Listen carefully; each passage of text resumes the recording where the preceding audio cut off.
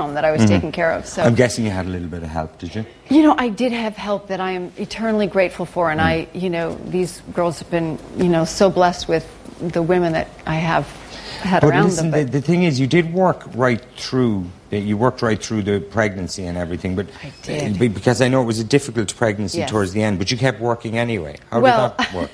the doctor put me on bed rest, just like that. Like, you go home and lay down and do not get up. And I'm telling you, I wasn't even supposed to shift side to side. So That was nice. yeah.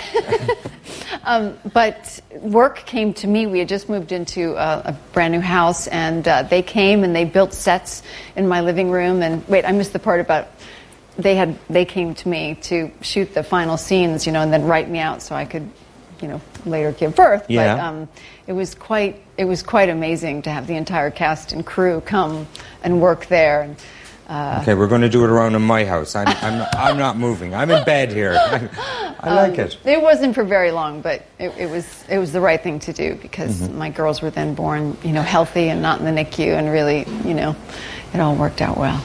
And Marcia, people probably look at you and think that you have a very perfect life. You're a very, very beautiful woman, hugely successful and happy, and so lucky to have a family and everything. But you have had you've had kind of more than your share of tough times as well, haven't you? Oh yeah, I'm not the poster girl of everything, you know, just worked out for you. And but I think it's better that way because when I first got married, I would say to my husband, "Oh my God, we're so lucky," and he would he sort of got it, but he didn't really. And then I think the girls are about 2, and he was diagnosed with throat cancer, and so that was quite a hairy ride for both of us, and certainly for him. And then after he came through that, he would say, "Oh, now I know what you mean. Now I know what you mean." And we all know life can turn on a dime. So, and it has for me many times. So I don't take anything. And you lost your long-term partner as well when you were quite young. He died. I did. He was, you know, a bit older than me, quite a bit older than me. But he died of a brain tumor, and so that's, you know, that took a while for me to process. Yeah, I can imagine. Yeah, so so I the don't cancer take it then, lightly. you must have thought, like, I've been struck by lightning once, and then the cancer comes Well, along. you know, the oddest thing happened. Tom. I thought, cancer, I've done this before. I know what to do. Right. So I got into action. And So a little bit of brie in there kicked in, I did it? was the best. I am like, if you are sick, you want me on your team. Like, you don't want me cooking for you. That's the truth. But if you want me, you know, if you're sick, call me. I will handle it. And a funny thing that people might know about you is that you also, between doing Melrose Place and before Desperate Housewives started, you trained and you worked, did you, as a therapist? Well, I got my master's in psychology, and in order to do that, I had to do some clinical training. So I was seeing clients, which I loved. And I kind of thought I was done with acting because I wasn't getting any really interesting work, and I you know, have to have meaningful work in my life. Like, I just don't want to be on television to be on television. And, I loved it.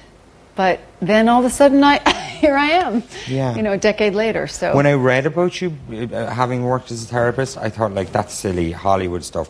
But having met you, like, you're not a shallow person. You're actually quite a real person, which I think everyone who's met you this evening is even saying she is so real, which we don't expect anymore, do we, from people who are kind of big stars and everything? I'm really a kind of oddball. Are you? I'm sort of an extrovert, but an introvert, really, at heart. So yeah, I'm a puzzle even to myself. So is it difficult then, if you are an oddball, and then you become part of this thing where basically you are, like, the four of you were like the first ladies of America, I guess, in a way, and under a lot of pressure to look good, I'm imagining, and then everywhere you went in your private life being watched. Is that difficult when the thing becomes such a huge phenomenon? Yeah, and you don't even have time to think of it because it just sort of happened. So, you know, it's not like you can sit back and process and figure out how to work it. You're just in it.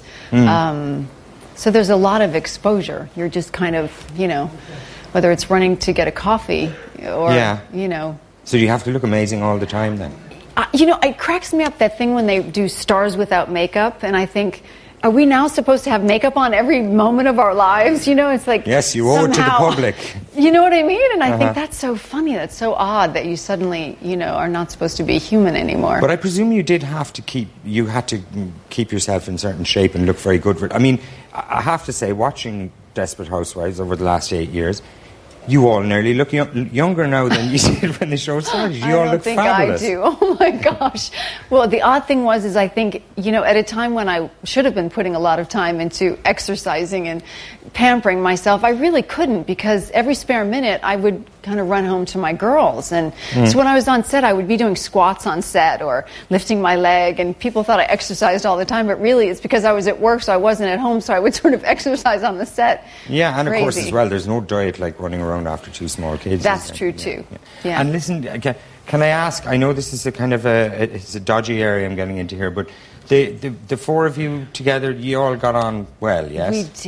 We did. I mean, these women I have so much love and so much respect and awe. I'm in awe of them, actually. Now you're gone Hollywood on me. Well, yeah. I am, because genuinely, that doesn't mean it was all easy, or that, we were, never had a moment of tension, or, we're 4 women working out scenes and, in a big show.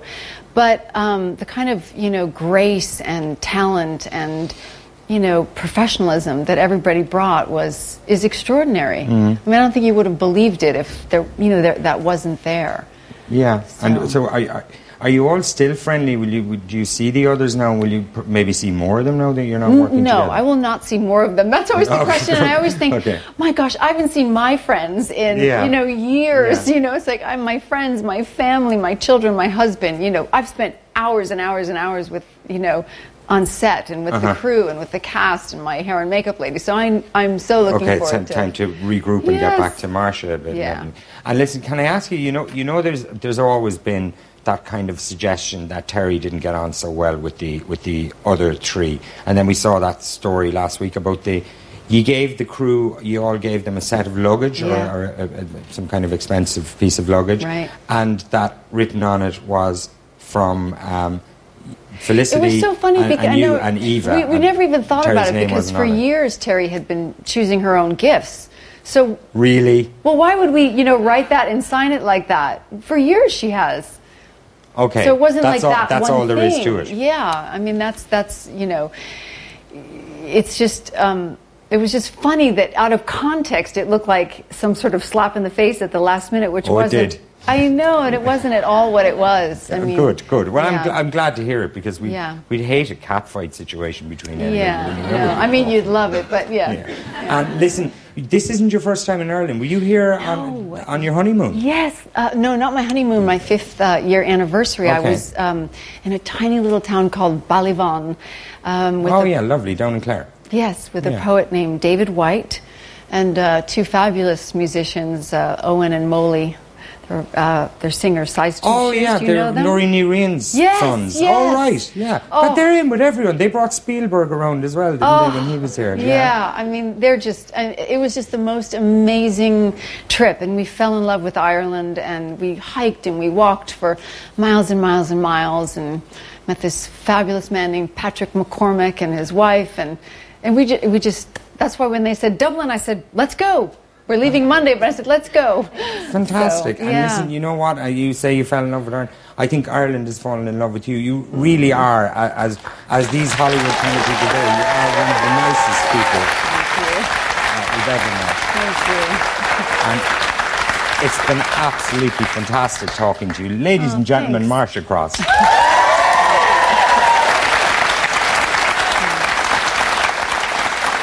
And you can catch Desperate Housewives on Tuesday.